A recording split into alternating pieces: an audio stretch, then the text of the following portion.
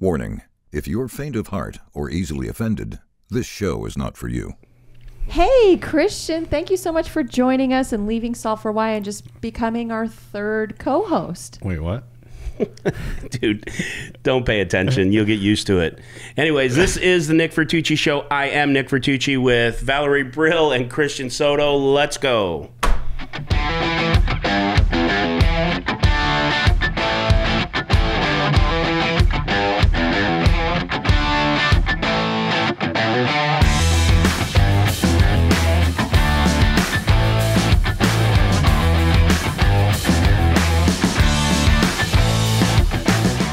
So, Christian, thanks for coming on, man. Yeah, man, this place is beautiful. I really, Thanks. Yeah. Thanks. Which studio's better, though? Here we go. We're starting with this shit again. Here we go. Oh, no. I mean, the studio is really nice. I got the little tour. I got to see The compound. The it was literally. apocalypse. It's really. There's Compound. like an office that leads to another office, and I'm like, so which office do you use? And you're like, oh, the second office. I'm like, bro, watch out, bro. Yeah. It's the safe room, You're bro. good, bro. Yeah. There was like NFL rolling around. Like I saw some famous poker players in the back, just like chilling. I'm like, yo, what is this place? Yeah, Like, dude, it's the poker NFL compound. Yeah. We haven't brought you to the gun room yet, though, but that's for, I knew that was there. I Yeah. literally saw secret members. there was like ammunition laying around. Yeah. I was like, Yeah. what is happening in here? The rumors are going to be terrible. Speaking of ammunition, tell us how you first met this one and the story there. Wasn't there like a little backstory about her trying to set you up in a Listen. dirty game? Bro, I was mad at Veronica for months. Months. Yeah. And everyone's like, no, Veronica's great. I'm like, fuck Veronica. Was that our very first time we met in person? First time ever. It was great. I picked you up at the Oakland airport. Yeah. You guys had a bag full of cash you threw in my trunk. Uh-huh. And you went in the back seat, squished back there, and Berkey didn't stop talking for the 2-3 hour drive. Yeah, agreed. And then after that, it was a great day. Let me tell you about it. Did Yeah, you get talk slaughtered? to us about that day. All right, so Veronica picks me up, whatever. And leading up to that, there was like a large game that was being promoted in Sacramento at Stones. And as you know, where I'm going with this. You can just say it. There's So yeah. we get to Stones, and I do commentary first with Veronica, right? And I'm just like, yo, this guy's really fucking good. Yeah. Like he's doing You're it all. referencing Mike Postle. Yeah, of course. Yeah. Right? And I'm just like, yo, this guy's he's legit. Like, Yeah. where did this guy come from? And I'm like, I guess not all the good poker players are in LA and Vegas. So Yeah. whatever. And then a seat opens up and I take it. And I'm just like, yeah, this game's good. And whatever, like I proceed to get smashed. And then I'm like, all right, whatever, shit happens. And it was a high stakes game. It was like the first time they had like a 25-50 game. Yeah. And, a couple days later, Veronica posts her post. And I'm just like, wait, Veronica, so you knew this? So and I'm what just you're- losing my what shit. you're referencing is she Yeah. made a post referencing that she suspected, Yeah. right, at first that there was something going on with cheating and there's some naughtiness in that game. And you saw that after she brought you to the game with a bag full of money and put you in it. I was so So mad. classic. Dude, I was so classic. Let's clarify. Thanks for the heads up, Vanna. Let's clarify that I picked them up. They were scheduled for the game. I was not the person who got them in the game. Fair. I didn't know that. At the Right, time. Yeah. right. I didn't know that. This is how rumors start. I like your version better. I was being gaslit by not only Justin, who ran the game, but I think people were hesitant because people would look at hands in a vacuum. Right. And they were hesitant to say, yeah, this guy's cheating. And so I didn't feel confident enough in myself to expose him at that point. And it poker, we have a reputation in poker, right? Your reputation's everything. Yeah. And I thought, God, if I ruin this person's reputation because I'm wrong about this. Sure. So I was like very unsure. And I also had moved to San Jose by the time I picked you guys up. Yeah, I remember that. So I wasn't doing as much commentary. I wasn't watching it as much. I wasn't playing as much. So it kind of got to the back of my mind. And then when I did commentary, I was very quiet while you were doing commentary because one, I wanted you to, I think you're such a great commentator. I wanted you to shine. I didn't Thank want you. to, I didn't want to like take over anything, but I also was sitting there being reminded of the fact that I'm pretty sure this guy's cheating, and I'm watching him cheat all evening. And every time I've been doing commentary, it's become more and more apparent to me that he's cheating. And so everyone saw my comments at the end of that night, and they were genuine. Like, I was like, it's like he knows. Yeah, it's like he can see the cards. Was there anything else besides the fact that he was just making the most insane either calls, raises, or laydowns? Like, what was there any other signs other than this? Nobody could be right this many times. That was a big part, but there's a lot of variables involved in becoming successful at poker. You know this. Right. I mean, you have to. All of my professional poker friends who are high stakes pros who do very well in the game, they all study a lot. They all run solvers. They're all sharing hands and like talking through spots. And anytime I talked to him about hands, and we all watched the interview with JFK, anytime I talked to him about hands, he didn't know what the hell he was doing. He had no cognitive ability to understand why he was doing So his what he was chops did not match his skill on the felt. doing. He seemed like a buffoon in person. He was not very smart, and he was just, he didn't manage his money well. He was like drinking. I don't know how much he was drinking, like, because the games were kind of chaotic, so you couldn't tell, but he was drinking. What ultimately, sorry, go ahead. He was No, drinking. that was What it. Ultimately, how was he getting, you would think I would know this, but I legitimately did not like research it. How was he getting his signals? What was happening exactly? It was through his phone, and Okay. it was fluid, I think, in that when they banned phones because of all the complaints they were receiving about him, there was a hat stuffing incident. So he stuffed his hat with like bone conducting headphones, they think, for a little while, because he would press on his hat every time he was about to make Really? a decision. Wild, dude. Yeah. He would And press on his hat. JFK had a microphone on his lapel of his blazer, and he would talk into it all the time. And I thought he was talking to tech staff. And then when the So this guy DOJ was talking into his hat. He was I leaning think in, so. listening. And the DOJ came to interview me. They had nothing itemized for a microphone that was on Justin's lapel, and they said it didn't exist. And I'm like, no, it did. existed. And they believed Justin and Stones over me. The DOJ. I wonder why. Yeah, and he was very. I don't want to make this all about Mike Postle. No. but I mean, he this is was- an interesting part of the story. I mean, there's a lot of people that, like, I didn't know that because I never really read all of it. I didn't know that part of the story either. This little JFK piece. actually, we all called Justin Caritis JFK because there was Justin Train doing commentary. Right. Justin Kelly, his name is. But JFK had that microphone, and if you look at, because I tried to find video of him when he would do commentary or interviews to show the DOJ, and he would take it off before every interview. And Wow. it's very Crazy. clear. There's no video evidence of him wearing that lapel microphone. So, and nobody ever, when he was leaning in doing this, no one ever just said, let me see that. So I think it's easy in hindsight to say, let's see your phone, let's see your Right. hat. But like in the moment when there's 9 people at a table and uncomfortable. there's drinking and things going on, not everyone's just sitting there staring at Mike. Yeah. Now we are with the video.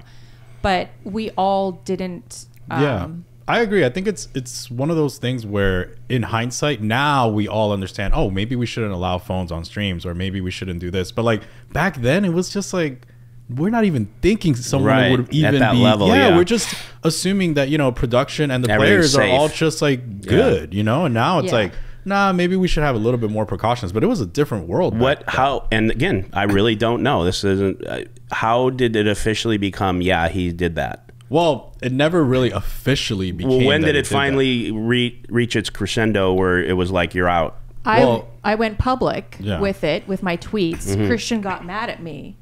They shut down the live stream because Why of did he pressure. get mad?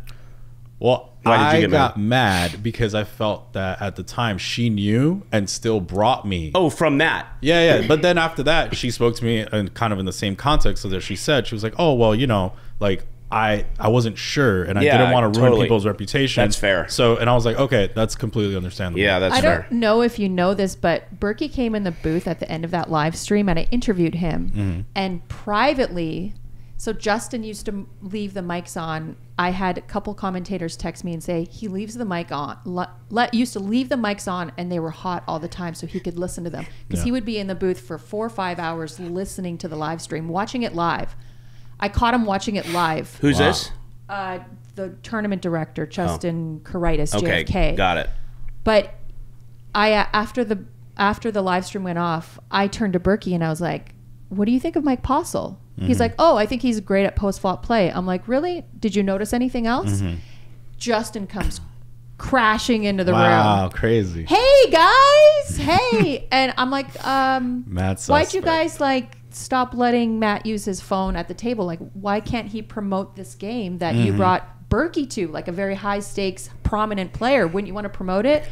And he's like, well, you know, Live at the Bike had a cheating scandal, and so, you know, we're just getting ahead of it. I'm like, no, they didn't. They thought someone was cheating. They had outsourced people to review the hands. The people said there was no cheating, and that was it. Don't blame this on Live at the Bike. It was the strangest thing. Like, it was, imagine like you have your biggest game at Hustler, like ever. Let's say you're running 500,000 with all these people, and you don't promote it at all. It would be the strangest thing. and you want 50 views. Right, and this is what was happening. They had their biggest game ever, and there was no promotion. And I'm just like, this Now, is why very is the weird. no promotion tied to this? It just for a Because slow-minded guy like Justin, me. The tournament director was helping Mike Postle. Yeah. And if he had more eyes on it, people Oh, would start shit. to notice. He wanted to keep viewership So they just down. wanted to just clean up. They didn't care about the viewership. viewership Wow. was going up, but then as the cheating started, you can see it wasn't linear. It started going down again, and it was because they had arranged this like vacuuming of money from the community, from the poker community, and they didn't want any professional eyes on it. And he knew barely anyone Was watched it. JFK in charge of how it was promoted? Was he the He was in head? charge of everything. He fired the IT guy that was running the tech portion, and he started running the tech. He fired everyone who didn't obey him or do what he wanted, and he was the sole person over everything. He was the sole person over Crazy, it. right? Yeah, that's What a insane. setup. That's One of the insane. guys that was helping him, I'm pretty sure was helping him, is still working at Stones. Wow. And Justin ended What up... makes you think that possibly he had that guy helping him? So he was very involved with Justin. They were working very closely together. And then when him and Justin got into a fight, Justin fired him, told me how crazy this guy was. Justin complained about this guy to me. And then they took a 2-month break from cheating. And But they did. JFK went to Las Vegas Did to Mike work. keep playing? No. JFK went to Las Vegas and worked floor for the World Series of Poker, which is fucking crazy. And then Mike actually, you know when you're in a good private game, like even though if you don't want to play, you go play because you need to keep your spot and you gotta need play. to maintain. That's how my private game was. My private game was like Max Payne Monday, like wild. It It wasn't was that actually big. the same. It was very similar concept. Very similar Yeah. concept. And Mike couldn't lose his seat in my game. Like you got to just stay in the game if it's And a good he game. just didn't. So he played those 2 games only for the whole 2 months that Justin was gone, and they fired this other guy, and he lost in those games. And I remember sitting in those games thinking, holy shit, maybe he's not cheating. But it was because JFK was out of town, and the whole cheating thing, they had to regroup because they fired one of their members. Now, wouldn't it be risky to fire the guy that was in on it with you? I don't know, but one of the main reasons why I think he was involved is when you look at people's reactions, like post-mortem, I guess, and you see like some people, I would be so angry if I thought my friend was cheating, if I thought my friend was, doing this. And a lot of people like either spoke out against it or like were angry, whatever their reactions were, they were natural. But the people who were super quiet and then were angry about talking to social media or anybody, I think may have known or were involved and don't want to have anything to do with it. And so this guy in particular, I texted him, I was like, hey, Wired Magazine is doing a story on this. Can you talk to them? Because you did work for JFK for a bit. He contacted Stones. Stones contacted my lawyer and said, if you do not stop talking to our staff, we were going to get a restraining order against you. Oh, wow. And I would have ended up with like some sort of criminal record or some shit. Like, yeah, there's not a criminal record, but I don't know how it works. restraining orders do go on someone. I wouldn't have jobs, Someone, if a cop runs you, yeah, he'll see you had one and think you're crazy, but Right. you are crazy. But I mean, not in that way. but yeah. So, No, this version of your personality is not crazy. yeah, I you mean- mean this particular personality? Yeah. Yeah. Which one is There's- Valerie or Who's here or- today? wait, what? I mean, we'll slowly reveal that. That's the surprise. okay. No, Yeah. but yeah, that was a wild time, but Yeah, that's how we met. How did you literally. make up though? Because she said, "Look, this is why," and you just like, "Yeah, it makes sense." Yeah, At that, after, once she and I had a conversation, like it was good because I understood her side of that the makes whole sense. thing. And I was like, okay, that's completely reasonable. Like there was a lot of reputations at stake. You were in a really bad position and it's fine. Like completely good. And even if like some mistakes were made along the way, like completely forgivable. Yeah, that's fair, man. And I was like, okay, yeah. And now she's like one of my favorite people in poker. And I'm like, okay, we're definitely good.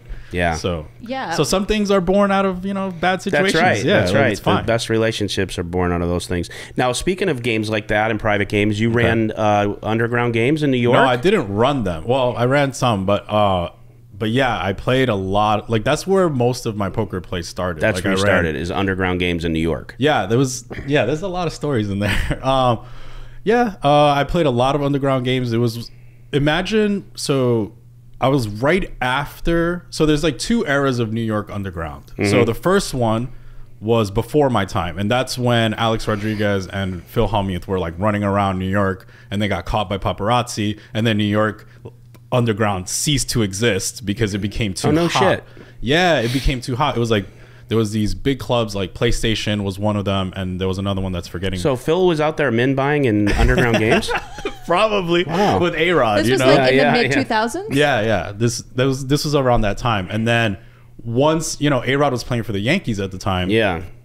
And it just got this is crazy. I'm in shock right now. I know, it's crazy. Yeah, so then they were like on the cover of New York Post, like what are they doing, blah blah blah, and then it got too hot, right? Police started raiding. Could A-Rod play? Did he know what he was doing? I don't know. I never got to play with him. He's I wish. Phil's whale. For sure. That's who Phil brought, so he could get in the For game. sure. Who knows? Yeah, you but gotta- like, I mean, if A-Rod's coming to the game, he can get into any game, right? So yeah, things got 10th seat whale. That's it. right. Yeah. Things got hot after that. Things got shut down. Then after that, the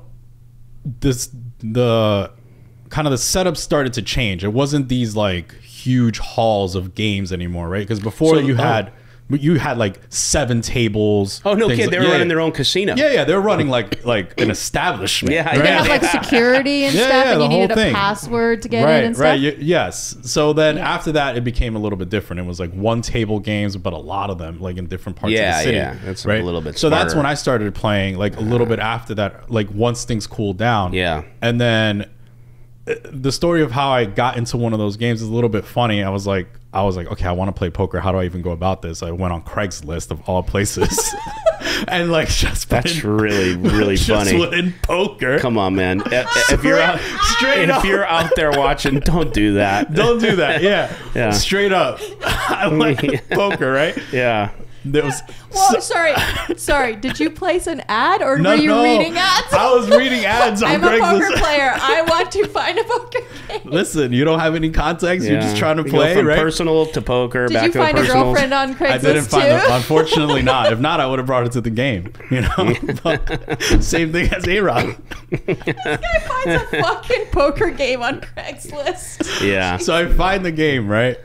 And it's Can we just know a little bit of a detail of how you found it? What was it listed as on Craigslist? I don't fucking remember. It was just Was listed it- as a poker game. It said, if you're stupid enough to read this and come to the game, the address is. And so you brought money to a Craigslist poker game? So, yes. Wow. But obviously, this wasn't like a huge I feel like game. robbing him right now. It'd be so easy. I was so naive, right? You're just like a young poker player. You don't even. I wasn't even a poker player. I was just there, right? right. I was like, okay. Oh, man. So This is I hit great. up this ad, right? And first thing they asked me is, "Are you law enforcement?" Yeah, it's like the other ads that you called on when she said the same thing. Are you a cop? Are you a cop? Are you affiliated with law enforcement? So That's a really good way to like Anything clear on someone. Craigslist opens up with "Are you law enforcement?" yo, that's Yeah. crazy. Yeah. Yeah, like looking back at it, it's like, what was I thinking? So they asked me if I was law enforcement. I say no. And Which is what a law enforcement officer would say. right. Yeah, has anyone ever said, "Yeah, I am"? Okay, Are you- come on in. Don't you legally have to? It's a fine line between that. You don't have to tell them you're law enforcement. No. You could just Yeah, skirt around. I was always You told can that lie. you don't have to. You don't Yeah. have to. That's all a then- myth. What's the question? How do they just don't know that you don't have to? I guess. They just were hoping for like a genuine moment, maybe from the Yes. cop. Yes, I am. This is my badge number. So you were potentially gonna get ball gagged and wrapped in like foil or saran wrap. No, that was when you the got other. That was the other ad he answered. What were you thinking? I don't know what I was thinking. This is the best story ever. Look, I just wanted to find the game. No, it's a good strat. Go on. So I hit them up. They asked me if I was offered. I say no. Then they're like, okay, what's your name? Whatever. And I'm like, this is my name. They're like, okay. So they give me the address.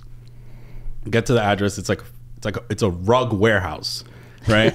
It just says rugs, huge. 7 at the top. Armenian guys sitting there waiting for you. So you go to the back, right? And it's like this like basement. So you have to like walk down the stairs. You hit the.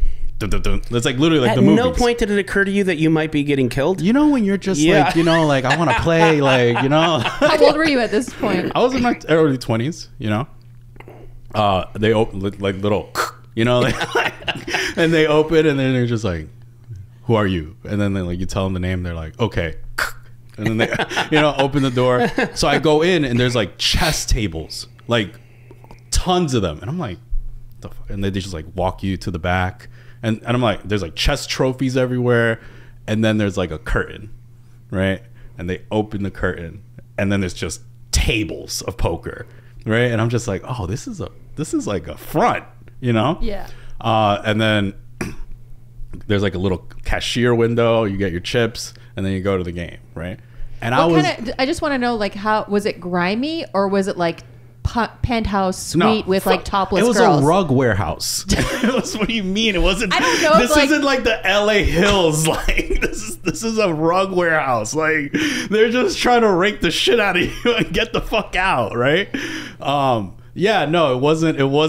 This isn't the Beverly Hills Games with Nick Vertucci. I just need a clarification. No. So no top shelf tequila. No, and I was so broke. Like I was like What'd you bring to the game? Like $1,000 tops. $1,000 is good for that was broke all I 20 had. something. That was all I had. I was like, you're either gonna pay rent or yeah, or BOT, not, yeah. bankroll on table. And just I was ready to so go. like, imagine like I'm just learning how to play, right? Like I'll never forget the story, and I really apologize to this guy.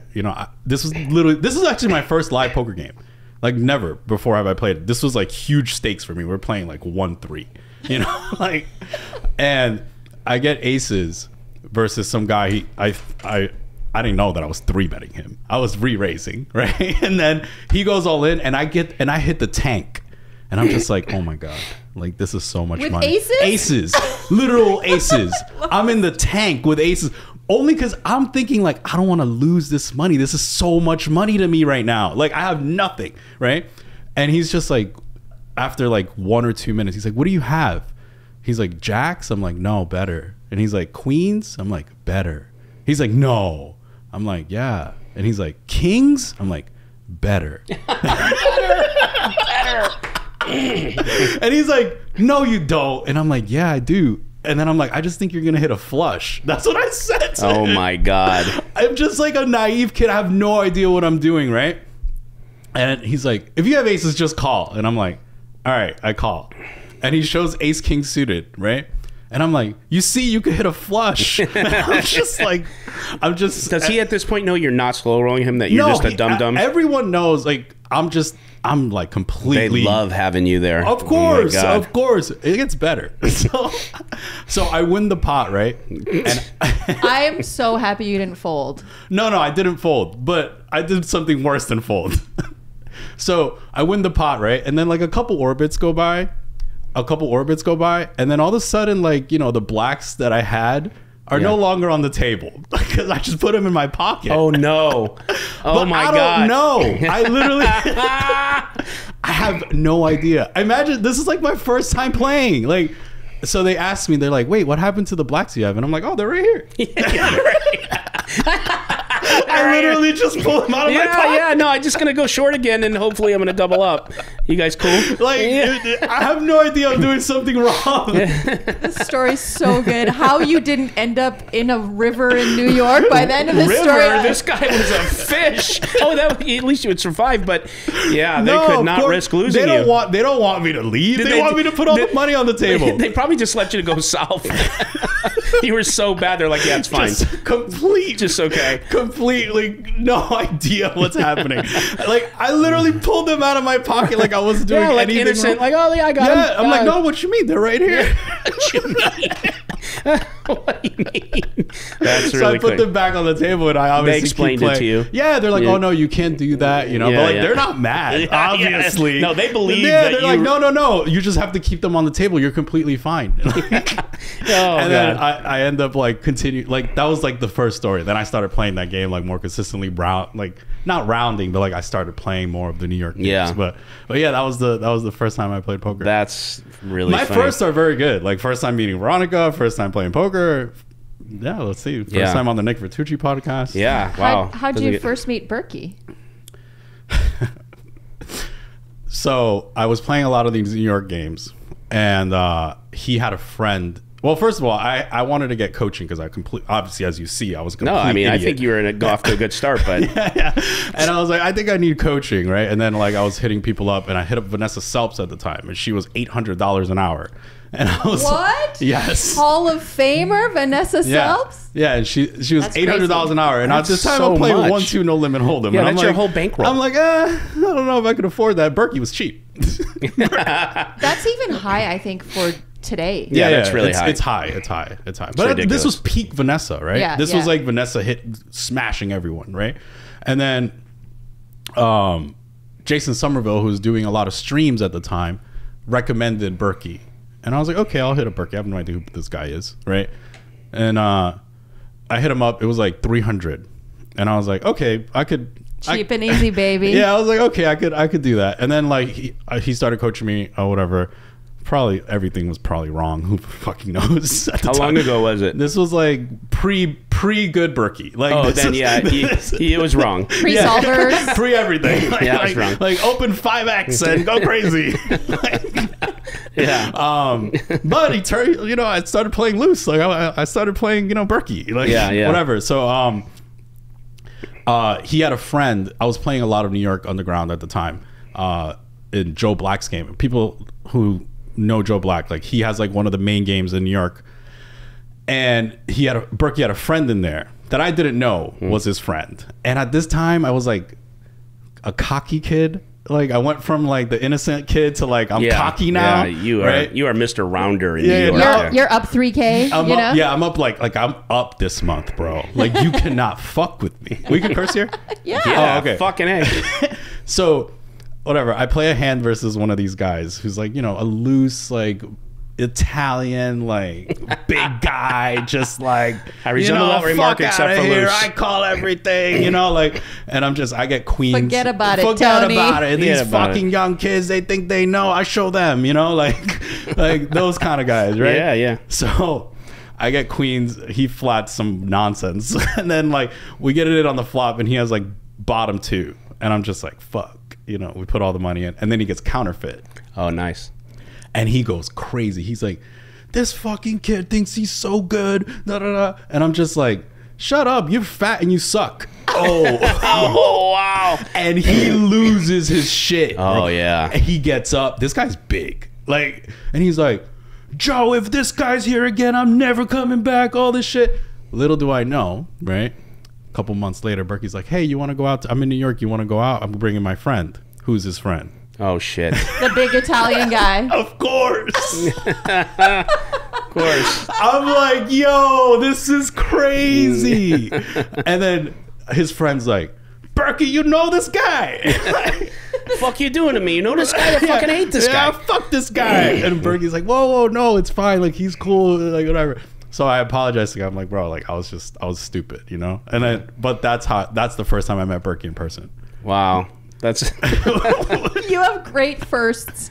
yeah. I'm trying to tell Yeah, you. Yeah. But anyway, yeah, I was like, whatever. I was in my early 20s, and you know when you're like stupid, cocky, you think you're good. You're not good. No, yeah, You're just, no, I get you're it. just like, Yeah. you're a fucking Yeah. arrogant idiot. Yeah. Like, That's fucking funny, man. yeah, that's so that was the first time. So when did you end up moving to, like, when did this whole Solve for Why stuff happen? And when did you end up moving to Las Vegas? So I don't know if I don't even know if I live in Las Vegas still, but basically, Where do you live? You know, we're around. We're everywhere and nowhere. At the same time. No, but I split my time between like Vegas and New York City, right? But basically, it was like we had the thought of, you know, what if we had like people playing in real time where like we could see the cameras, like, you know, similar to a stream, but like actually with like lectures and stuff like that. And then that's when like Software Y started. It was like, okay, I think there's like an opening in the market. Are you talking about Poker Out Loud? No, Poker Out Loud came later. Okay. So because it sounds like a concept like that. I could talk about the birth of Poker Out Loud, so to speak. But yeah, basically I moved to Vegas for Software Y because, you know, we were running academies at the time like very consistently. So it was like not convenient to like fly back and forth. But Poker Out Loud, the birth of that was kind of unique because Phil Galfond had a similar concept online where it was like, okay, everyone's playing online, and then when it's your turn, you just like hit your microphone and you would talk. Right. So it was like, okay, that's cool. What if we could do that in person? Right. And it was like, how can we do something where like no one can hear you, but you could still talk? And that's how Poker Out Loud became. So it was like, you know, credit to Phil Galfond for like, you know, putting that concept together online. And then we just like moved it to like a live thing. So maybe we stole it. No, I'm kidding. I'm kidding. We didn't steal it, but his concept was good. I just think obviously the production and all that stuff is much harder in like a live setting than because online it's easy. It's like all you have to do is hit the record button and you're good. Yeah. You know, a live is a lot harder and there's a lot more moving parts. It's like, you know, you got to make sure no one can hear you. There's like security. There's the whole like, you know, cameras and all that stuff. Because you guys are playing with actual money in the Poker Out Loud games. Yeah, for sure. So it's like, you know, you got to make sure no one can hear. You got to make sure no one's reading lips. You got to make sure, you know, and like the people we invite are high integrity people, so we don't really suspect anything like that. But still, you know, for the comfort of everyone, you know, and we pay the people that come on guests as like a guest. It's like, you know, I don't want you to come do production like a show for us for free, like, you know, so they get paid. That's cool. Very interesting. How are the games out in Las Vegas? The private games, what are they like compared to New York? I mean, New York is much. Are they listed on Craigslist? That's what I want to know. They're not listed anywhere. You can't find Las Vegas private has changed. Well, first, Las Vegas initially didn't have private in casino, right? Yeah. And that was a beautiful time because you would just like bang it out with anyone, and if you were like a good player, you could just go and just play at, you know, Bellagio 10, 20, 40, whatever, 50, 100. But then things changed, especially because Aria had, you know, JRB's private game. Yeah. And then, you know, a lot of privates started moving to Aria, right? You know, between, you know, some D-Moon, some JRB, some other people in there as well. And then other casinos like the Wynn started having private too, but it was a little bit, you know, the management has changed, so I guess I could talk about this a little bit. But like, you know, the lists were, you know, 15 deep for these games, and the list was never moving, right? Yeah. So it's like, okay, well, so it was not a real private game. It just it was a private game, but it had the appearance of a public game. Correct. Right. So it was because like, it was illegal, or I don't know what the setup was, but basically this was like early private game years, right? This wasn't like now where it's just they'll just tell you like, no, the game's private, you know. But like before, it was like, okay, there's this game, it's 50, 100, the list is this deep, and the list don't move. So it's like, wait, someone just got up. Like, why aren't you calling names? It's like, oh, they're on their way. It's like, all right, we get it, you know. Yeah.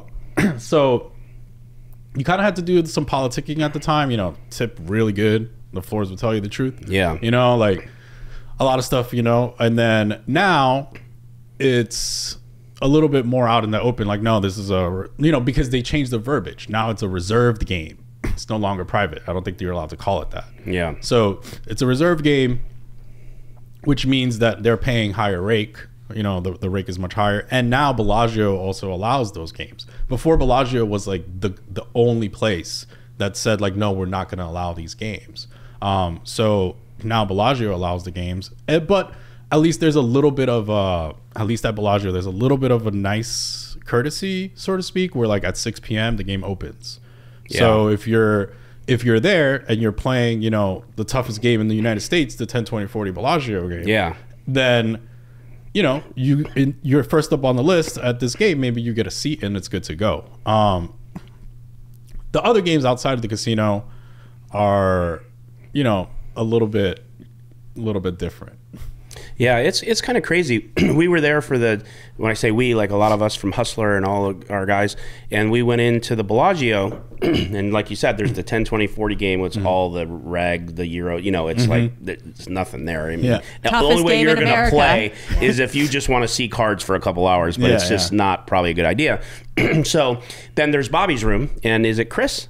Chris Johnson, Yeah, very nice guy. So when I say Super this, nice. very nice. This is not, and it's not a negative, but it was really bizarre because I'm a good tipper, and the gal there, I forget her name, Melinda or Nancy or something, but you know, and I'm like, hey, listen, here's what we want. We got like 8, 9, 10, 11, 12 guys.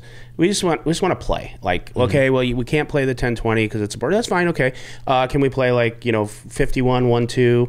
Well, we got the game in there, and so we can't. Okay, we'll play 25, 50 because it had to be between the two, so it wasn't competing.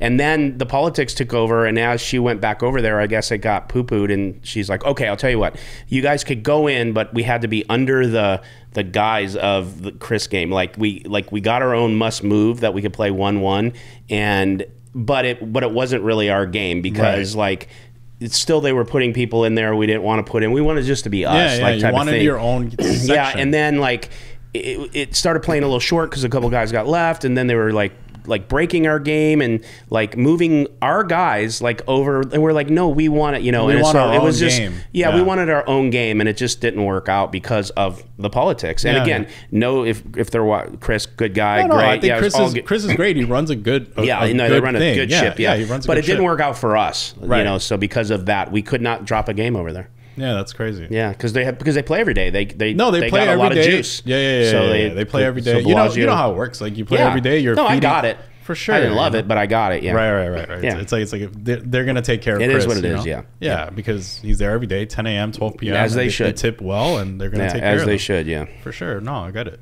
So I know that the pros in Las Vegas understand the dynamics of the private games, and some of them are not happy with them. But for the Definitely, right. casual viewer who doesn't play in Vegas, who plays their basement games with their friends, can you explain to us what the dynamic is and why pros are getting frustrated? Yeah, I mean, look, I think the pros, some of them have it wrong when it comes to private game dynamics and things like that. Like, if you're in a good game, you have a job outside of just playing, theoretically sound and all these things. Like, you have things that you have to do, right? And it's Soft skills. yeah, like I say this to all my friends like that are pros. It's like, look, if someone asks to flip, you always flip. If someone asks to straddle, you always straddle. In fact, you shouldn't even ask to put the straddle on first. You should just put the straddle, and if it naturally stays on, it stays on. All these like things that like are gambling things, like you should just be completely up for it at all times. Like you should never be like the one that doesn't do those things. You know what I mean? So you have things you should do. Like if you can call blind one time from the big blind versus someone that you're probably just better than anyway, like just be like, hey Jim, like I'm gonna call you blind, and it's clear that you called blind because you haven't even touched your cards. Like the dealer has like the cards are like kind of mixed up, like weird, and you just like flick it in. Like who cares, man? How much are you actually losing? You know what I mean? So these type of things keep you in games instead of like, just trying to play as good as possible and things like that. And it's hard, man, because like I know, because sometimes you're just shot taking these games. Like, you have 100K to your name and you're just like firing off a 50-100 game for 15K. It's like you don't want to do all that. And it's like, well, then maybe it's not the right time, because like, and that's happened to me. It's like I had like a little bit amount of money and I'm like, damn, this game is so good, I can't pass it, and I sit it and I have to play tight, and now you don't get invited back. Where it's like, you shouldn't have done that. You should have either sold a bunch of action, or you should have just waited a little bit longer and just did the right thing and just like, be who you are at the lower stakes, right? Because if you're playing 5-10 or 10-20 and you get someone like that, you're gonna be yourself, right? And it's like, and I have like a me, I have a very open personality. Like I'm just like boisterous, whatever. And it's like, but if the stakes are too high, then I have to like, I don't want to do that. So it's like, I learned through the years, like, don't do that. But the frustrating part is that the pros, you know, these games are really good, but they're not willing to do the extra stuff, right? That gives away a little bit of EV that you know gives you more long-term EV. Long-term EV, but immediately you're losing. But it's like, I try to tell like, yo, how much are you actually losing? You know, it's like if you call blind versus like someone that you're much better than, like, yeah, you probably have any 2 cards, but like this person's gonna make a mistake, man. Like you're fine. You're probably losing pennies on the dollar. Like, and it's like, just give them action. Who cares? Like you'll get that action back, you know? There's so many nuances and layers to like 100%. Private games, whether you're a grinder, a whale. I mean, there's just so many things that most people out there that don't play private games don't understand. It's so political and crazy. And like you're saying, you make one move like that, you can't get back in. Yeah. And it's happened to me. I know that because if you go too early and you're not ready to give action like that, you just lose your seat permanently. Yeah, and it's going to take time for you to earn that back, right? You're gonna have to give action somewhere else. Someone vouch for you. Someone vouch for you, yeah. And then to be like, no, he is action. He's not like that no more, whatever. And that. But it's so crazy though, because it's one of those things where it's kind of a head fuck, because it's like you said, like for me to sit in this game, I got to act this way. But if you act that way on the regular, you may not win. Like for sure. You're giving away a ton of EV, and that sometimes could be big dollars. And of course, I'll just embarrass myself and say it. I did the same thing. I was with Ryan last year or something, and I think it was D-Moon. You mentioned, yeah, great, love her. Nothing wrong with it because she's running a good game. Yeah, great person. And I just wanted to go play, but I play, you know how I play. I play like I play, and they're like, you know, and I don't do shots. Right. Because I don't really like to drink. So like I bring nothing to the table in that, right? And Ryan's all like, no, dude, you gotta like, I go, but why? Like I what am I, and he's fucking down like 150. And I'm like, you want to, like, you're down 150. Like, what is this? Is this what I got to do to play? I mean, I don't want to play. Why are you telling me to do this, bro? Yeah, like he's like, he doesn't drink, but he's doing a shot. He's fucking stuck like a pig. He's doing all the shit you're saying because that's the right thing, and I get it. But it's just so against my nature to go and say, yeah, here's an 80 ball so I can play tomorrow. And then what do I do? How do I get it back? Yeah, but Ryan might be up 450 the next week. Yeah, but I know Ryan, so maybe not. But I get it, and it does come back around, especially if you're in such a juicy game and you're a better player. It will, to your point, yeah, it's like that, but it's so uncomfortable. Yeah, but look, like you run a stream now, right? Yeah. Like if you have a pro that comes in, provides nothing to your, there has to be something. Yeah, like either this person has to be like good for the game, or has to like huge social media following, or just like be someone that people want to watch, right? Like if not, then it's like why? No, yeah, you know? It's a similar. You guys are not private, but it's similar. 150 million people that want to play that can't, you know, because like it's such a good game. So because it's my show. That's why I play. Okay, in case that's the next question. because it's my show. That's why. So I had to create a show so I can fucking play. So I need to know. We need to finish the story for the viewers. Yeah. Did Danielle Moon say sorry, Nick? Yeah, I couldn't play the next day. Really? Pretty much. I mean, yeah. Something like that. Yeah. No, that's the finish. She was like, if something like opens later and we don't have someone waiting for a seat, like that's the nice way. That's the nice. And I was so offended, but I shouldn't have been, because the truth is, what does she want to do? Like that's of course you have to do that. Like I get it, and you know you learn these things as you go. And then I had a decision to make. Okay, if I get a chance to be in there, do I want to act like that, or do I want to do like we had Wesley on the show yesterday, or do I just want to do Wesley? I don't care. I won't play. Don't invite me. Yeah, but you have to. I know. Wesley's a billionaire. Yeah, no, I know. But if you love poker, it doesn't even matter. That's what I told him. That's what I told him yesterday. I said, even though you're like have all this money, I said, but you love poker. Oh yeah. Well, what if you just couldn't play? Right. And he thought about it for a second because he kept saying, I don't care. Don't invite me. And he really doesn't. But at some point, it could affect you if you really love playing. You know. Yeah, you learn on the go, right? Yeah, you just learn on the go. It's one of those things where it's like, you learn on the go. You make mistakes moving in the beginning, and then you're like, oh damn, I should have thought about this. It's like, yeah, if I could go back, I would just not play at the time because I couldn't afford it. Yeah, you know, and it's like, it's just a good spot, but it's not good long term. And it's really funny too. And we'll move on. But while we were there, it might have been a different trip. But Ryan's like, hey, let's go over to JRB's game. Like, oh yeah, okay, I'll go. He runs it on the little like side town things Yeah, or whatever. yeah, Yeah. yeah. And so I go there and he has no idea who I am. And so immediately, like, he just knows, like, I don't play, you know, poker for a living. Well, I guess I do now, but he just, whatever. So he thinks complete, like, he's, oh, yeah, sit down. Here's a sandwich. Got me, like, here's a girl. She'll rub your head. And I'm thinking, dude, you don't fucking want me in your game. Yeah. Like, you're totally wasting your money on this girl, you know. But anyways, so it's like that, you know. Yeah. And look, like, you shouldn't, like, if you're a pro, you shouldn't really think about it like you're acting. You're just, this is part of your job. It's Yeah. a customer service Yeah, job. your whether job you is not like it to or be like playing 23% of like a VPIP with like 10% 3-bet from all. It's like, bro, relax. Yeah, like, yeah. Like, you don't need to take Quit looking every at me. little piece. Yeah. You just don't need to take every little piece of EV.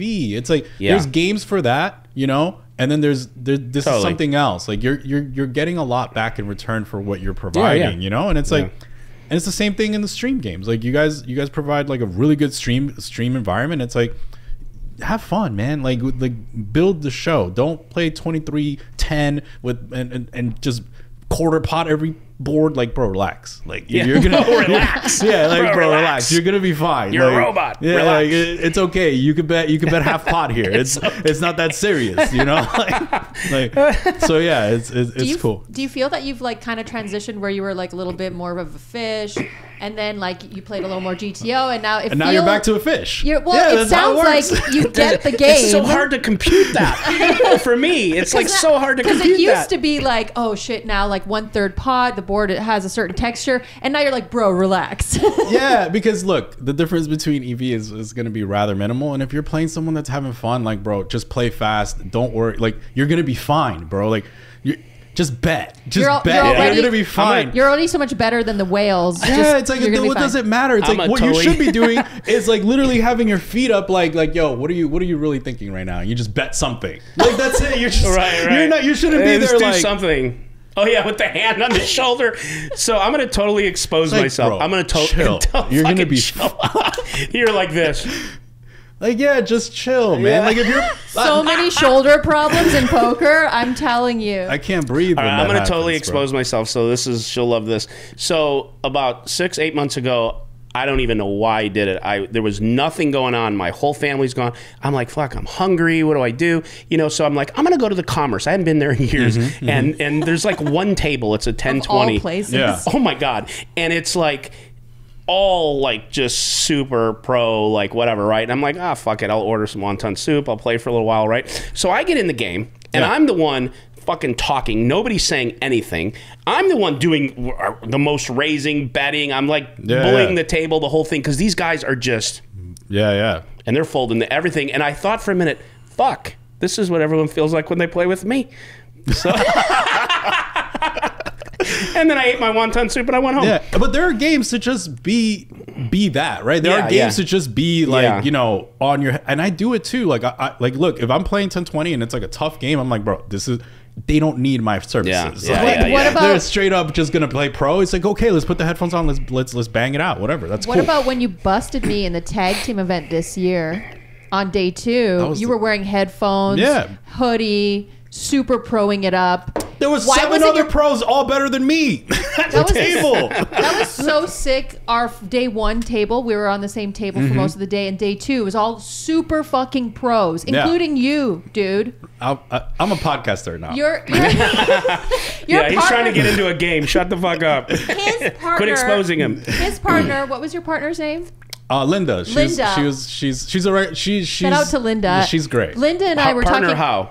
No. Tag She's team. Oh, in that. Got Yeah, it. yeah, I- yeah. I- Tag Team I World missed Series that. of I Poker missed that. event. Yeah. Yeah. So Linda and I were hanging out on the side on the railings, and we were like, "Oh my god, this table has the like Amo was on our table. It was terrible. Maria Ho. Yeah. So what happened? I don't know if they all needed to go to the bathroom or something. All the pros got up, We all and had- then the B label people sat down. Me, Linda. I don't know who Maria Ho's partner was. Nemo. Oh fuck. Well, Which is still a good Oh, player. it's still pretty good. So, but we all sat there for about like I think 30 minutes. I think you all got a drink. You went to the bathroom, and then the super pros came back. And as soon as one super pro came back, the rest were like, "Oh shit, oh shit, no, we can't let this happen." We had a truce. We had to make a truce. Like, listen, guys, like, are we really all gonna sit here all day, no breaks? And we're like, let's all get up at the same time. And then we all got up at the same time. But yeah, and I was texting KL. I'm like, "Oh shit, the super pros are coming back," and he came and took over. It was pretty funny. It was a pretty funny. Yeah, but it was like, then day 2 came, and we drew another really bad table. And I was like, fuck, this sucks. We had a main event winner at our table. Yeah, I forgot who it was. Was it Greg Merson? No. No, it wasn't Greg Merson. It was, gosh, why did I forget his name? Oh, no, it was Joe Cata. There we go, Joe Cata. His wife's Polish. I had a little chat with him. But yeah, I as soon as Linda sat at my table, you're like, no. Yeah, you sat down. Then he had queens, I had fives. I had like, what, like 13 big blinds or something. Yeah, it was unlucky for you. All right, so how about this? What do you think makes good commentary? And do you agree with your mentor? And who's your favorite commentary do you person? Agree with your master on let's this not subject? call him that. That kind of makes me feel weird. Like, that's you stop with that. Oh my God, are we really going? No, she gave me a look for another reason. Oh, no. Berkey's my friend, but like. Yeah, I mean, I know Berkey's your friend. I'm joking. He's like one of your best friends. You don't think like I mean? Of course, I know the dynamics. Yes, of course. So yeah, I mean, I saw the back and forth of like between he offended people like pretty hard with like that comment of like, you know, I know like Tuck was mad and he was pretty mad. You know, look, I think that you guys do have the best commentators currently, right? Like it's one of those where you have to cater to the audience, right? Like if if it's like the Poker Masters, you know, with all like Foxen and I was about to say Ali, but Showers.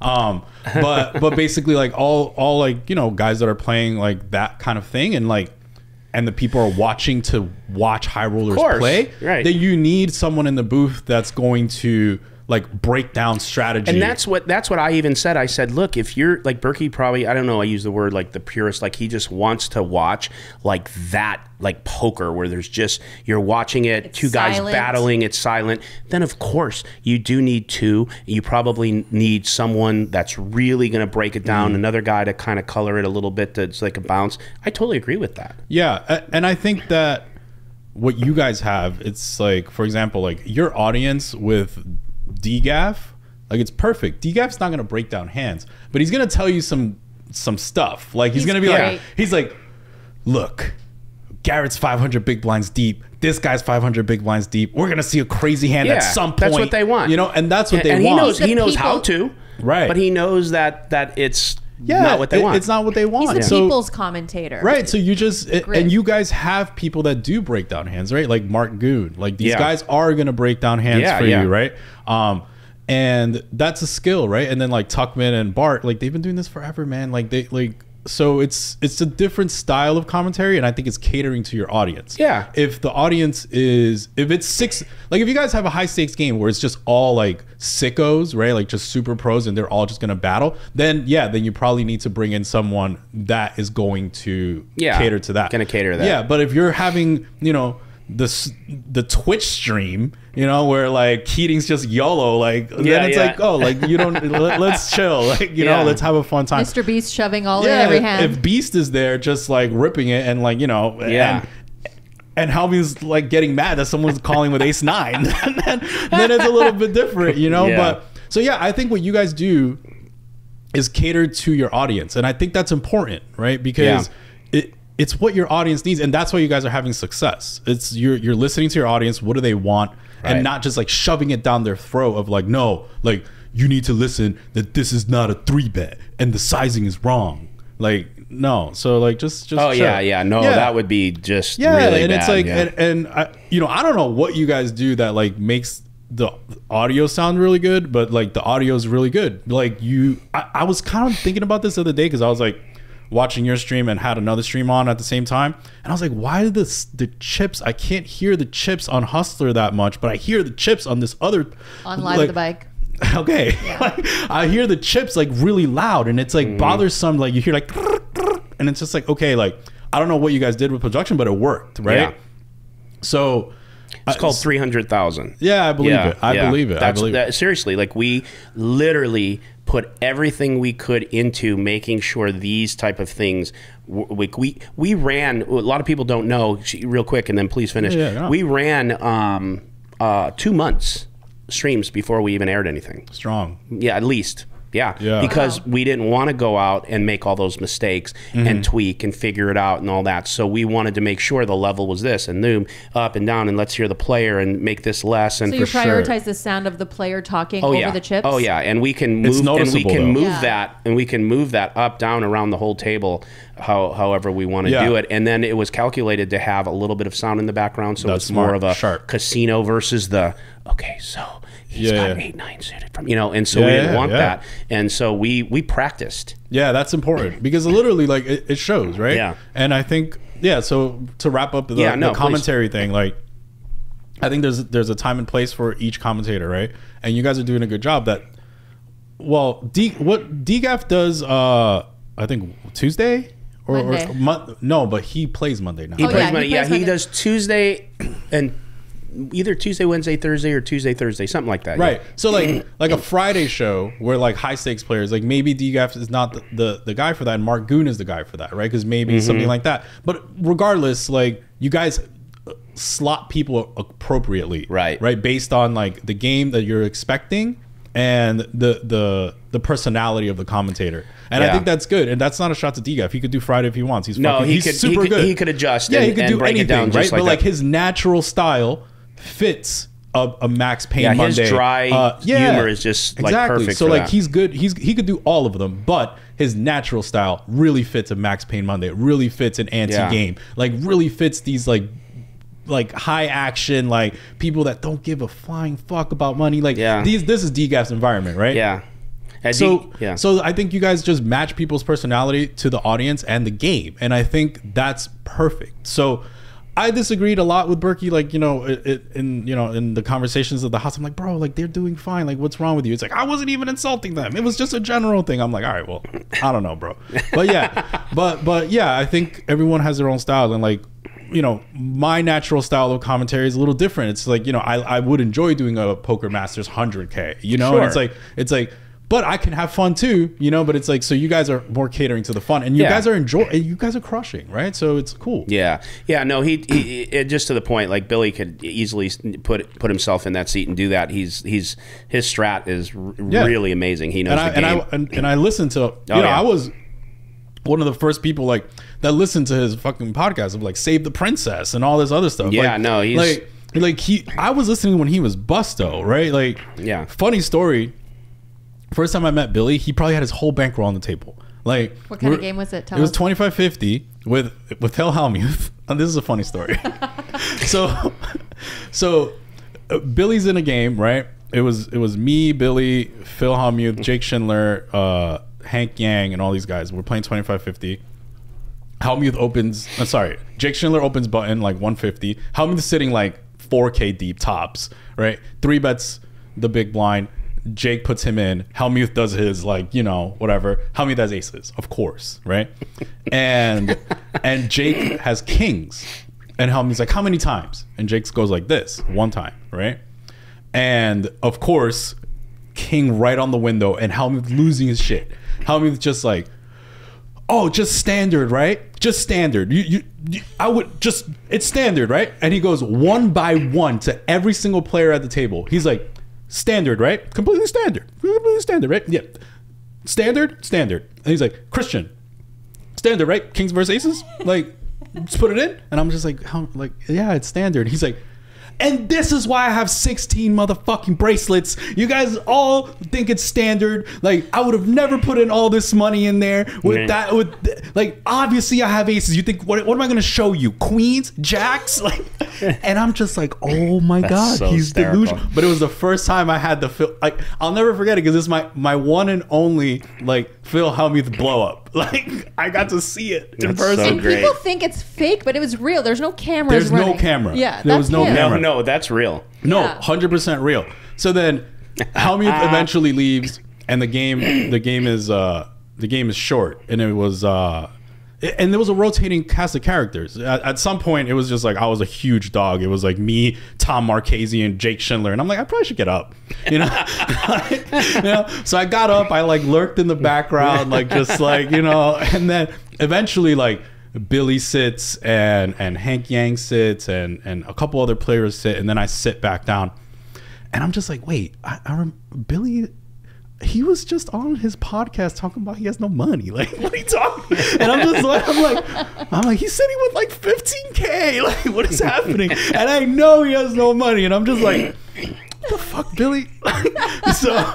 so he has heart though. Yeah, he has all the heart. He does not give a fuck. So he doesn't know this, but I raised with like 10s pre-flop, and he calls, and the flop comes like 7-5 deuce or whatever, and I bet, and he raises, and I'm like, he has no money, man. He has to have it. And I'm just like, I like call, and then on the turn he bets again. I'm like, nah, I gotta fold, man. This guy's broke. And I just I'm like, he has to have it. This is like all of his money. Yeah, there's no way he would risk that. So that's a funny story. He doesn't know that. He'll probably I'll clip this out for him and show it to him. But yeah, I folded an overpair to him because I knew he was broke. That's really funny. So yeah, that was kind of funny. Yeah. Well, speaking of commentary, you got your first break by my partner Ryan Feldman. Is that a correct statement? Yeah, pretty wild. Like, look, I owe Ryan a lot. Like, not you know, like he just kind of like I told him like, hey, I want to do commentary one day, and he's like, yeah, let's do it. And I had no experience. He had no idea. He had no idea if I was gonna be good or bad or trash or whatever. And he's like, yeah, come in. So like I literally go in like first time. He's doing like the biggest game he's ever run. The $1 million game? Yeah, the $1 million cash game. And I'm just like, wait, I'm gonna what? Yeah. And I'm just like, okay, like let's go. Like, and it fit. Like it was like super tough, like Art Papazian and Garrett. Yeah. You know, all killers. You know, and I'm just like, okay, like I'll just like break down hands because this is probably what the audience wants, right? Mm-hmm. And I crush it, right? Like everyone's like, oh, this is so sick. Like I got a lot of people like, you know, texting me and leaving comments like, oh, like Shin's really good at this, whatever.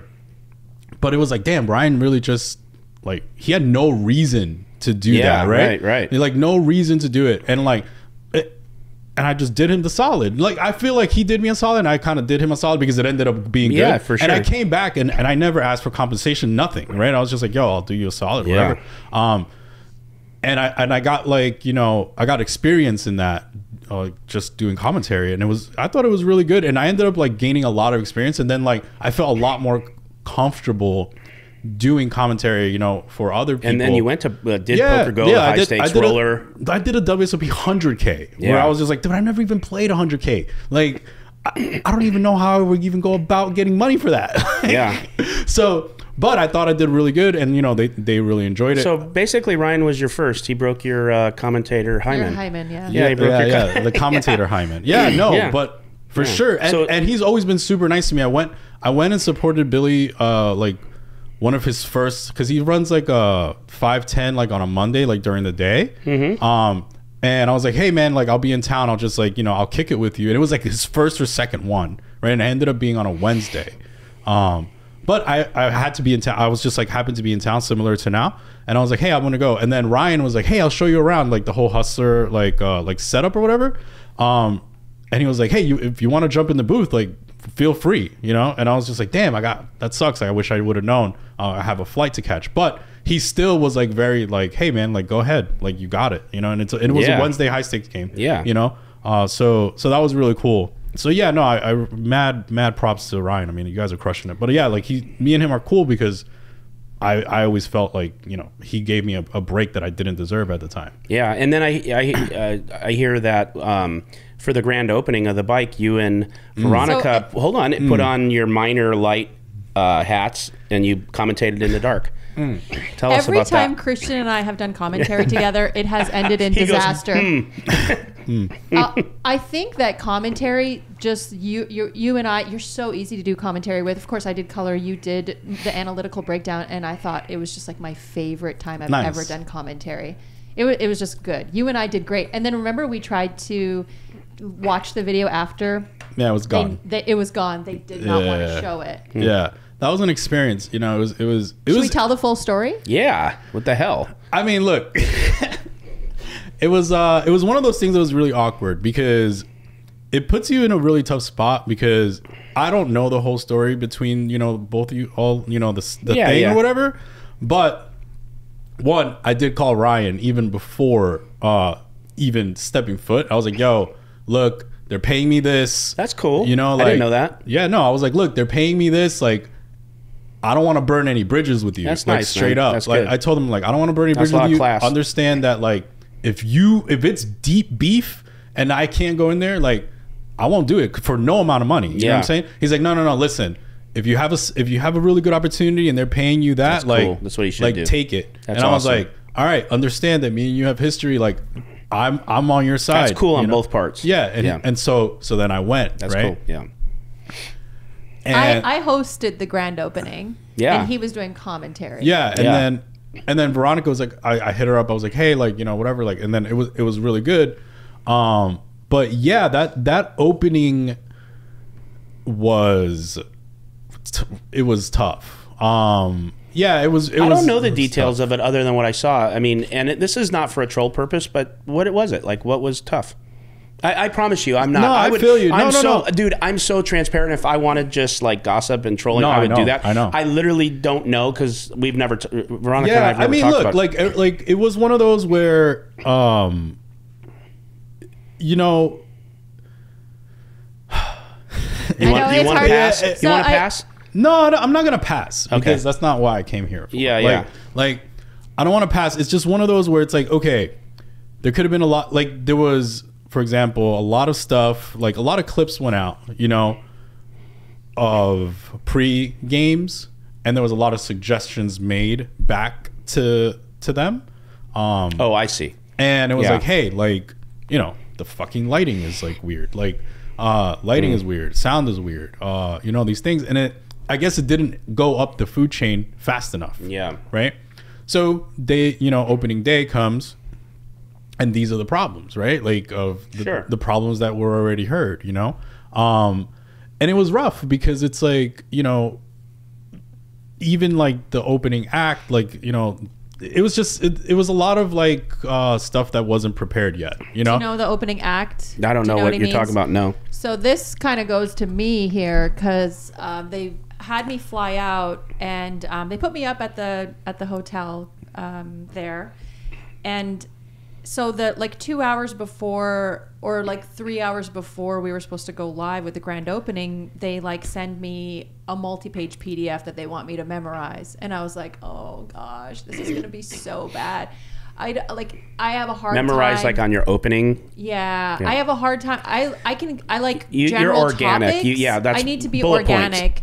Memorizing line by line is really Same. tough, I don't especially like it. 2 hours before. Like it's something that Doesn't I would need feel to do. right.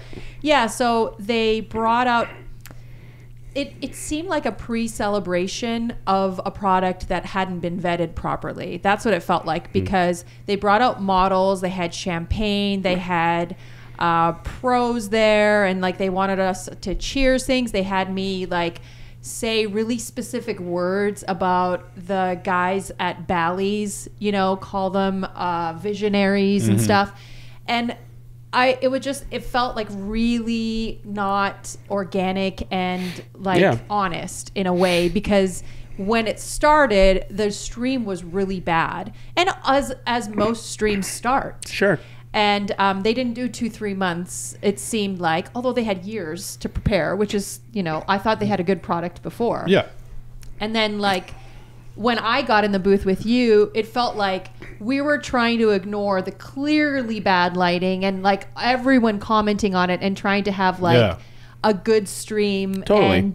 And it felt like from my perspective, I felt like I was being dishonest. Like, yeah, this is so great. Da, da, da.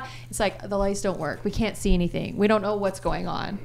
Yeah, in my opinion, like it should have just been like, okay, like I'm sure if they could do it again, they would just like shut down the whole thing, right? It's like, okay, like once it goes up, everyone's like, bro, this is not gonna, like, this isn't it, right? It's like, just shut it down. Like you take the L for the day, but you don't take the massive L because to me, it's one of those things where it's like, look, you get one shot to impress people and they might not come back again, right? So it's like, if you launch and then it's not the product that you want desired, like don't extend it. just be like, yo, cut your loss right there. Be like, look, this isn't the product we want to put out to the people, and we'll be back next week. It felt like And that's it. And it's like, yeah, you're going to take an L because you're going to pay Veronica, you're going to pay me, you're going to pay all these people still. Yeah. But your audience is still respectful of your product. When they took that, and it's like, man, that was rough, you know? And then it's like, look, you might not get these people again that gave you that one shot. You know, they might just like not come back. And it's like, we'll see. You know, I think, you know, the games are a little bit better now. I think, you know, when I take it, like, the lighting's better, the stuff, but they still have work to do, I'm sure. And we'll see what comes out. I do think that there is room for 2 streams. I still think that. I do too. Like, I still think that it doesn't have to be like, you know, winner take all type of thing. I do think there's room for 2 streams because they promote LA Poker both up, right? So, like, I do wish them the best, but I do think that there's a little bit of things that they need to work on in terms of, like, you know, just accepting that, you know, this way to do it is a little bit better, and, like, you know, having a little bit of we'll see. Having a little bit of a what? No, having a little bit. No, I mean, just having a little bit of humility and just like saying, like, look, you know, like, we fucked this one up. That's cool. That's not the product we want to put out. We're gonna do better, and that's it. Instead of, like, you know, having a little bit of arrogance and, like, kind of putting down people that, you know, may be doing things the right way. It felt a little bit facade-ish. Did that happen while you were there? I mean, you know, we could talk off camera. Well, okay. So the reason we don't have to, let me just say this: we don't have to pursue that. We'll talk off camera. But what you just said there is the reason that it's like that. Yeah. Because I will tell you this: I wish the Stones, not the Stones, fuck, the Lodge. I don't wish the Stones anything. I wish the Lodge the best of luck. For sure. And I hope those guys, when they build their new room, whatever they're doing, like you said, there's plenty of room. For sure. LA or they Texas, love us, by the way. They want their players play at our place, and hopefully we're welcome there. It's never been about just pure competition, that there's only room for one person in the room or type of thing. Sure. It's what you just said, what we experienced when we were there. With a couple of different players, I could tell you I could tell you exactly who they were and what they would say. And then when we just decided to do our own thing, it really escalated. That type of stuff that you probably are going to maybe mention is just escalated, like, to the umpth degree that I'll tell you about off stream too, and so, or off pod here.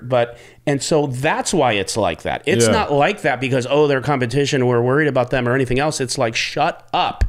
You do your thing. Hopefully it's great. Like you said, like, hey, like, even if it was, the lighting was good and it was great and half the people watch here, whatever. That's how we feel about it. Mm-hmm. But when you start cutting and undermining and saying things to players and doing all this lack of integrity stuff, then it's on. That's how we felt about it. I feel that. Yeah, that's all. So that's cool. Gotcha. But that's cool because that confirms exactly what I say. And, you know, I want people to understand that's really what the thing is. But on to different pastures. You got anything there? No, I'm good. Trixie? Okay.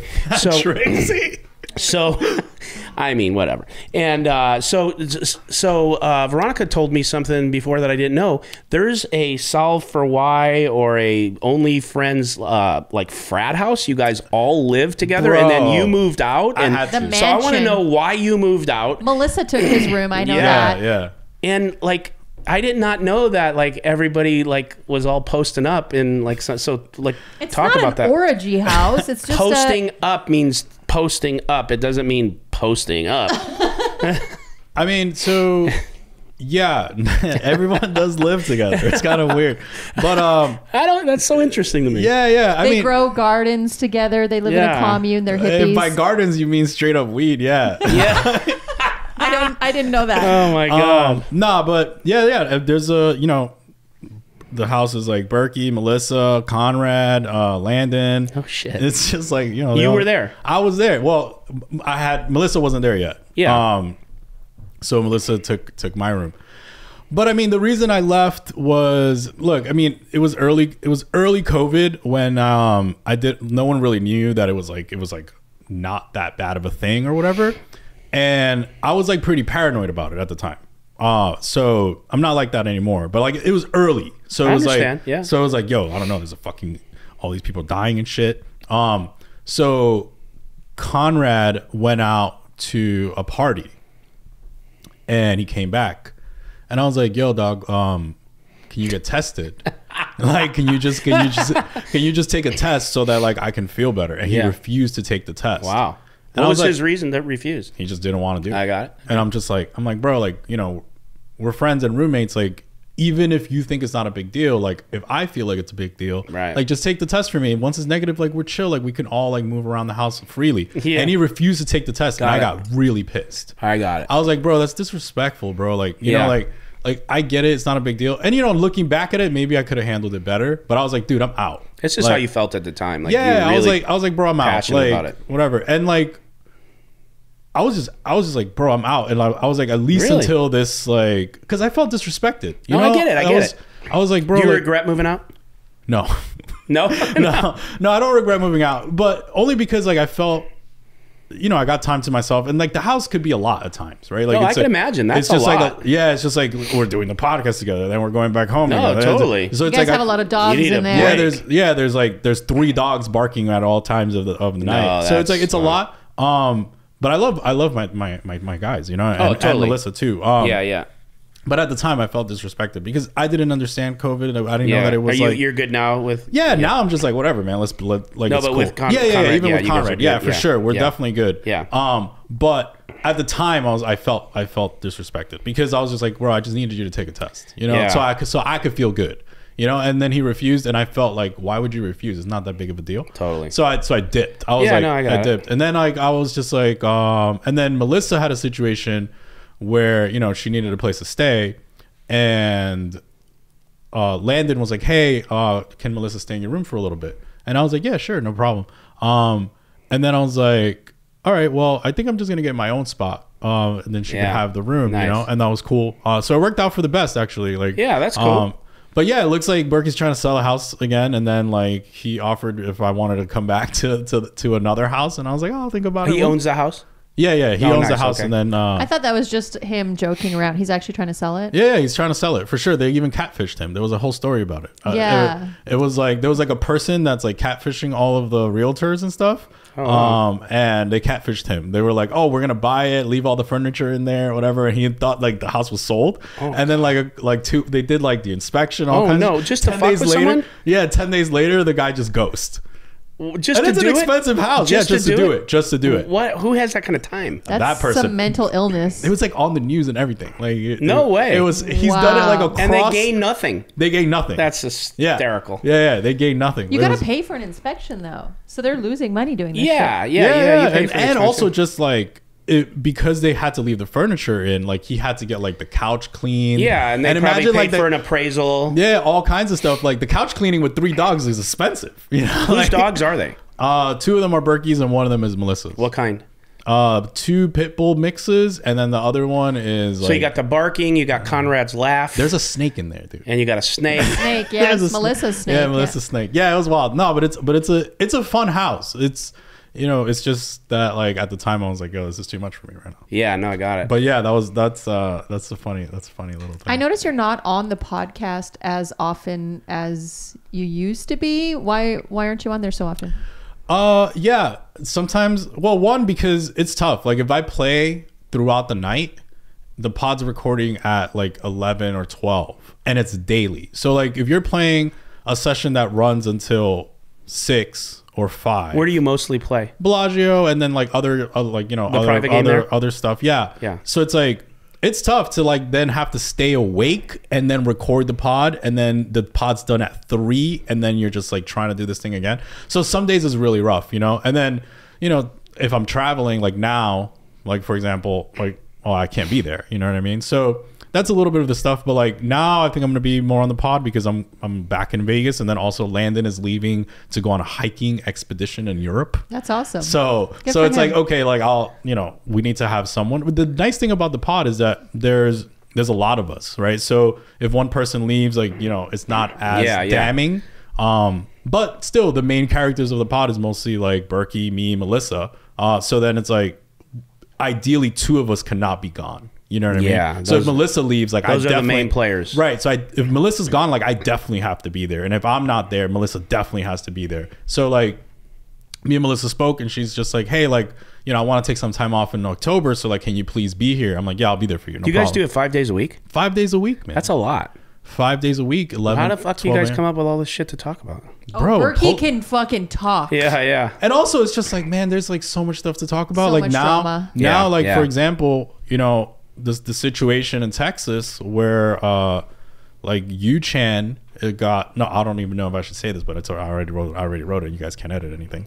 But like some player got robbed in the parking lot of the lodge. That was right? literally like yesterday. Yeah. My The friends lodge, were texting yeah. me about it. Like 30K this guy got Exactly. robbed He just got clipped for 30K, and it's like, bro, we've been talking about this for a minute. It's like strip mall card rooms are not casinos. Like, Yeah. you know, like casinos spending millions of dollars on security. Yeah. And it's like these on cameras, all this stuff. Like, you know, they have a problem out there that like players are getting clipped for big numbers. And it's like, you know, Doug and everyone else is gonna have to figure that out. So it's like there's just always something to talk about. Like poker provides, like, it's just like, oh, somebody's cheating. Yeah. Oh, somebody Yeah. got robbed. Yeah. Oh, somebody said something about Yeah. women again. It's like, here we go. Yeah. Like, There we go. it's like okay, there's always something to talk about. So yeah, there's content, man. I mean, it's one of those things, and it's Yeah. like, and if there's no content, it's like, what did Garrett do? Like, you know, like, that always gets clicks. Right. Just put his name on there. Yeah. What did Berkey say to piss everyone Yeah, off? what did Berkey say? What big word did he use? What big word did he use? Yeah, man.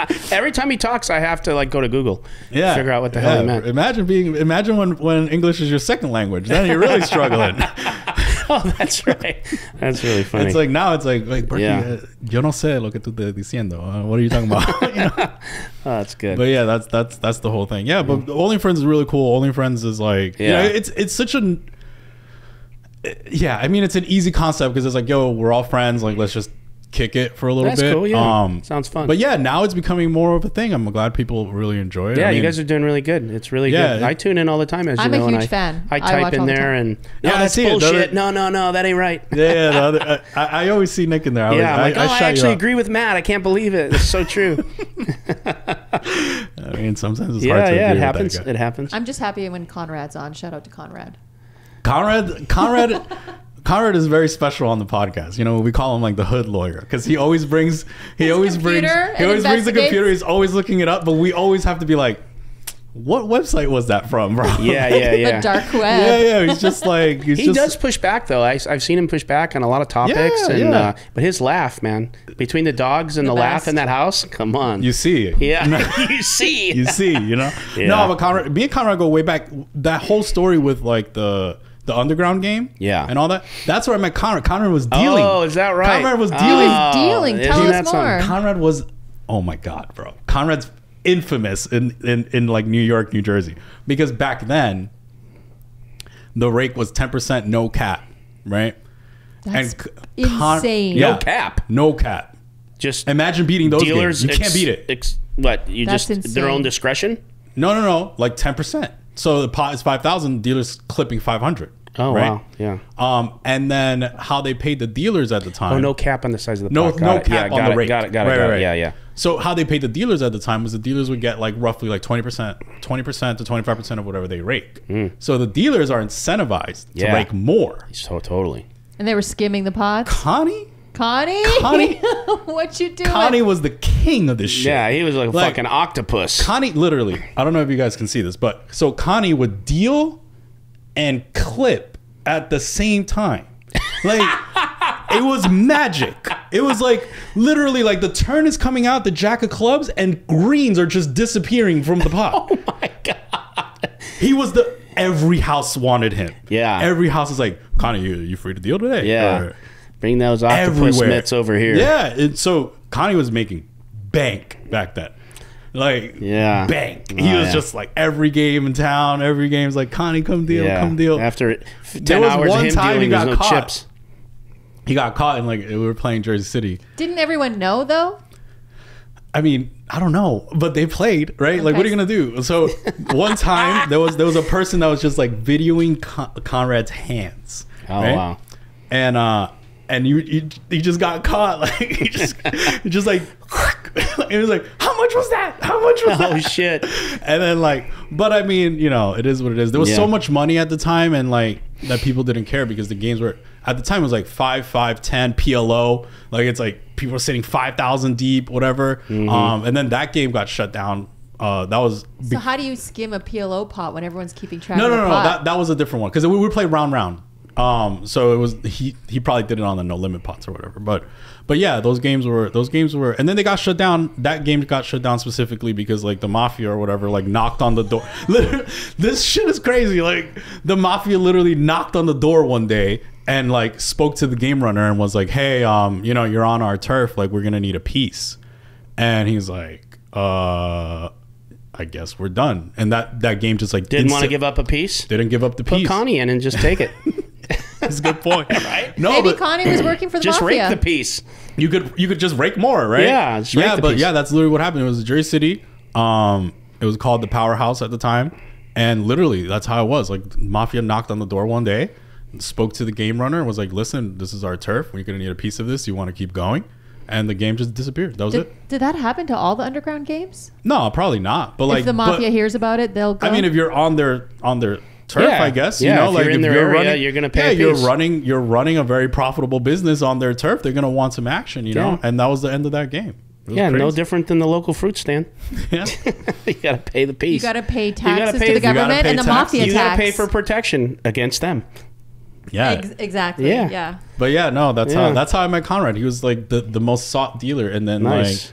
and then what ended up happening was he would, you know, I ended up becoming a little smarter and just saying like, yeah, I don't think anybody could beat 10% no rake, right? So then I would just talk to Conrad and be like, Conrad, you want to stake me in this game? Like, so then that's how I ended up building a little bit of a bankroll, because how the stakes work on the East Coast are a little different in the underground game. You literally just get 50-50 free roll every day. So like if you lose, you don't have makeup or anything, and then you just get a free roll every single Yeah. day. But That's a great staking deal. But you have to try to beat 10% no cap, which is almost impossible. But some days you run good, and that's it. And then so Conrad would just like stake me, stake another one of my friends, and we would just like play all the games. And then he would just not rake my pots, That's right? some rounders shit. He would just not rake my pots because that money's going back to him, right? So he would just ship. So I'm playing rake free when Connie's in the box, like, and just getting 50%. So we ended up like, you know, it was a good deal at the time. So that's how me and Connie will forever be friends, because it's like, bro, like we go way back. You were both Yeah. unethical together. I don't know about all that. But, Yeah, yeah. you know, some hands are just rake free at the time. Yeah, that's right. Yeah. It's like Take a hand off. No take big a deal. hand off. No biggie. You know. No biggie. Well, Just, bro, relax. You know? bro, relax. Yeah, she's gonna go right to social media and be the next thing. Well, I'm out of bullets. How about you Good. there? This was amazing. I love seeing you all the time. I really appreciate you, and you're my favorite person to do commentary with. Thank you. Also, Says that to everybody. I don't know about you. Yeah, I do. Yeah. No. I don't know about you. I'm a huge fan of the Salt for Why podcast, so I'm glad you guys are doing well. And Nice. Yeah. No. I am too. Yeah. I sent Nick a message that he didn't see until like weeks later, and I was like, "Yo, like good shit on your pod. Like I've been watching all the pods." Oh, yeah, I didn't see that. Yeah, he didn't see it. He ignored me. Yeah, it yeah. probably went to like his like, you know where it says message requests. Yes, like yes. It was in my request. Yeah, I'm like, I'm I not don't- big I don't- enough for Nick. He's Yeah, just it's like whatever. message Like who's requests. this guy? I didn't even recognize the name. delete, No, it's- block. Yeah, and he's like, "Oh, thanks. Oh, I'll see you tomorrow, right?" You want to? Can I confess something to you right now? Go ahead. No fucking idea that was from the past. I didn't even look at the date. I thought that was you really? saying I love your pod because you were coming on it. No, I did not. How far back did that go? It was the same day that you were dealing with like the Nick Airball thing. Oh my god, no! I didn't even know. I So thought how that was long the was that? same. That was like day. 2 weeks ago. Yeah, I had no idea. I Yeah. thought that was literally the day I responded to you. That's just she knows. He struggles with I technology. struggle with technology. really badly.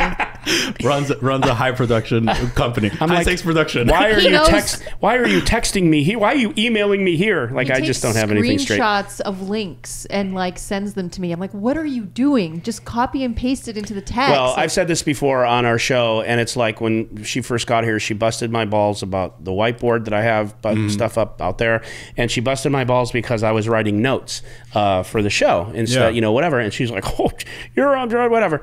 What do you think she works off of now? Notes that I make a copy of. It's I think it's good. It's never gonna die. Yeah, Handwritten no, notes well, are the because nuts. like the other option is to just have like an iPad or something, but then it's like it's gonna cover. It's not good. So I just think it's good. I like the notes. But anyways, so that's it. Thanks for coming on the show. For sure, man. This Anytime. is the Nick Fertucci Show with Valerie Brill and Christian Soto. Thanks for tuning in. I didn't say this yet, but if you liked what you saw, please subscribe. Hit the like button. Should have said that a few other times. Do that. Envy out. Peace.